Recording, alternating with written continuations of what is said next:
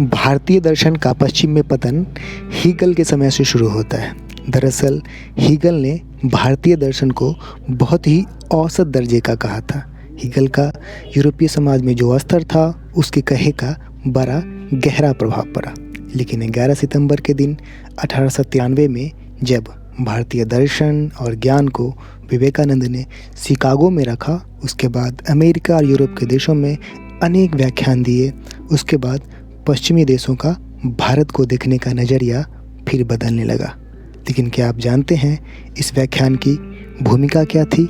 दरअसल ईसाई मिशनरियों और ब्रिटिश शासन ने दुनिया भर में हिंदू धर्म के बारे में बहुत से दुष्प्रचार कर रखे थे। विवेकानंद इस दुष्प्रचार से इतने खिन्न हो गए थे कि उन्होंने ईसाई मिशनरियों के सामने ही चुनौती देते हुए कहा, तुम लोगों ने हमारे देश और धर्म का जितना अपमान किया है उसके बदले यदि पूरे प्रशांत महासागर का कीचड़ तुम्हारे ऊपर उड़ेल दिया जाए तो भी कम होगा।